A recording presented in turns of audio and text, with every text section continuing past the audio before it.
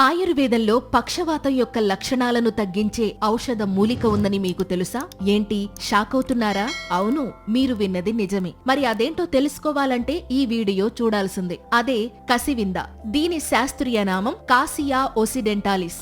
దీని ఆకులు, వేర్లు ఇలా అన్నింటిలో ఔషధ గుణాలు ఉండడం వల్ల దీనిని ఆయుర్వేద వైద్యంలో విరివిగా ఉపయోగించేవారు. మరి అవేంటో ఇప్పుడు తెలుసుకుందాం. ముఖ్యంగా పక్షవాతంతో బాధపడేవాళ్లు కసివిందాకుల రసాన్ని వెన్నతో కలిపి మర్దిస్తే నరాల బలహీనత తగ్గి పక్షవాతం లక్షణాలు తగ్గే అవకాశం ఉంటుంది. ఇంకా గజ్జితో బాధపడేవాళ్లు కసివింద రసాన్ని ఒంటికి రాసుకుంటే గజ్జితో పాటు అలర్జీ, దురదలు కూడా తగ్గిపోతాయి. ఇక గాయాలు అయినప్పుడు పసుపు, కసివిందాకులను కలిపి మెత్తగా నూరి గాయాలపై రాస్తే గాయాలు త్వరగా మానిపోతాయి. ఇంకా వాత నొప్పులతో బాధపడేవాళ్లు కసివిందాకు రసాన్ని నువ్వుల నూనెతో కలిపి తైల పక్వం చేసి కీళ్లపై రాస్తే వాత నొప్పుల నుంచి ఉపశమనం కలుగుతుంది. ఇక బోధ వ్యాధితో బాధపడేవాళ్లు కసివింద వేరును ఆవు నెయ్యిలో కలిపి తాగితే బోధ వ్యాధి తగ్గే అవకాశం ఉంటుంది. అలాగే ఎముకలు విరిగినప్పుడు కసివిందాకులను కోడిగ్రుడ్డు సొనతో నూరి పట్టు వేస్తే విరిగిన ఎముకలు త్వరగా అతుక్కుంటాయి. అయితే కసివింద ఇన్ని ఆరోగ్య ప్రయోజనాలు కలిగించినప్పటికీ